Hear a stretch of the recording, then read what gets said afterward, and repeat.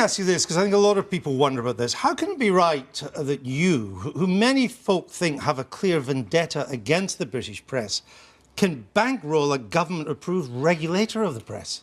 Well, if we hadn't done it, nobody would. Then Section 40 could never have come into force, because there would never have been a regulator. It's absolutely wrong that a family trust should have to finance something like this. It should be financed either by the press or by the government. Where does the money come from? Let me finish. If we hadn't done it, there would be no possibility of regulation. But it means we end up with a regulator financed by you. As I say, many people think that you have a clear vendetta against the press.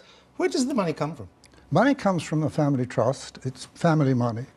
And the thing is that I think you have to understand that somebody had to do this. I understand that, but I just want, people would like to know where the money comes from. Okay. As you know, as a journalist, tracing the money. Yeah. It comes from a family trust. I think you said from Liechtenstein at one stage. Well, ages ago, my father had a trust in Liechtenstein, but all the money now is in the UK. Right, I understand that. That's not my issue, is not the tax consequences. You were clear about that. You wanted to bring it onshore as a fighting fund. But this is money that was put together by your father. Yes, I mean, not put together by my father. My father inherited it from his father and from his father. The whole of the middle of Manchester once belonged to the family. That's why there's a Mosley Street. I mean, this is actually completely irrelevant because let me finish. As we have given the money, I have absolutely no control. If you do the most elementary checks into the contracts between my family trust, the trust that finances Impress, it is impossible for me to exert any influence. It's just the same as if it had come from the National Lottery. Well, except people will find it ironic that money being used to regulate the British press has come from Britain's historically best-known fascist. You see, it hasn't. It's come from a family that goes back to the 18th, 16th, 17th. My family, Mosley's. Yeah. That's why there's a Mosley Street in Manchester. This is complete drivel because the fact of the matter is we have no control. Okay. Where the money comes from doesn't matter. If it had come from the National Lottery, it would be exactly the same. Okay. Impress is completely independent. Well, you claim to have no influence over Impress, but it wouldn't exist without your money, would it? Yeah, but that doesn't give you influence. But it wouldn't exist, right? It certainly wouldn't. It might exist, actually, because it was founded before I was ever in contact with them. Isn't it curious, if you have no influence over Impress, that so many of its leading lights share your hostile views of the press? I don't think it is, because I don't know a single member of the Impress board. I've never met them. The chairman of Impress I've met once. The only person I know is Jonathan Haywood that you had on just now. Well, let's look about the chief executive of Impress, Jonathan Haywood. In one recent month, he tweeted or retweeted 50 attacks on the Daily Mail, including some calling for an advertising boycott of the paper. He also liked a Twitter post calling the Mail a neo-fascist rag. Are these fitting views for the boss of what's meant to be an impartial regulator? Well, the person you should ask about that is the Press Regulatory Panel. And they are completely independent. They've reviewed the whole thing. Probably what you've done is produce something very selective. I've no idea. Well, the one thing I'm certain about is that these people are absolutely trustworthy and independent. Well, it's not just Mr. Haywood, and we have a ton of things that he has tweeted calling for boycotts against the Sun, the Mail and the Express. Remember, this is the man that would be the regulator of these papers. No, he's not the regulator. Well, he'd be the chief executive. He's the chief executive. That's a separate thing. He's the administration. He's not the regulator. Many leading lights at Impress share your vendetta of the press. I do not have a vendetta of the press. Well, let's stop saying that because it's not true. Well, let's just take a look at another one. Produce some evidence for it, or don't put it forward. Let's just take a look at another one. This is one of Impress's code of conduct. He's on the code committee that would draw it up. My vendetta. This is Gavin. No, have a look at this. It's such a shame we can't just ban the Daily Mail. Probably the worst aspect of contemporary British culture after Simon Cowell.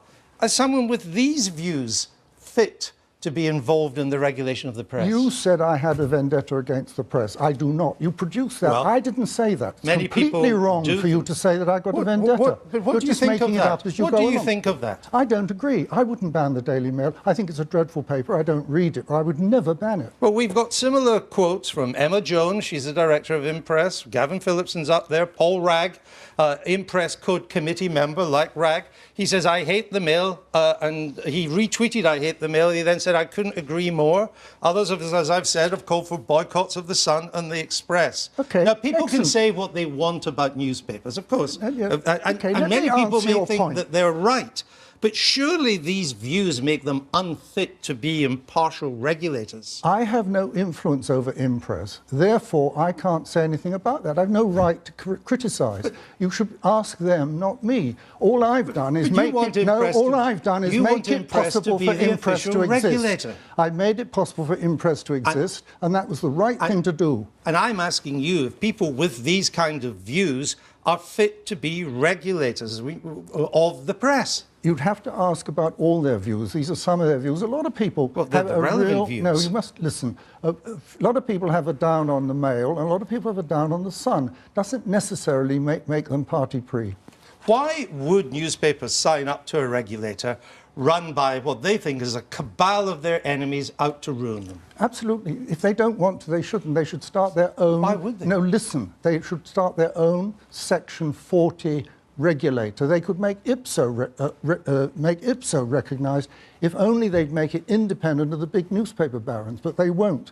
Key figures in Impress that want to regulate the newspapers have already concluded that papers like the Mail are fascist. You were involved in fascist politics when you were young. Is the Mail fascist? Well, it certainly was in the 30s. Of course, in a but big I'm talking way. about now. Well, you're talking about me. You talk about my father. It's completely irrelevant. The fundamental point is that this whole Section 40 issue is all about access to justice.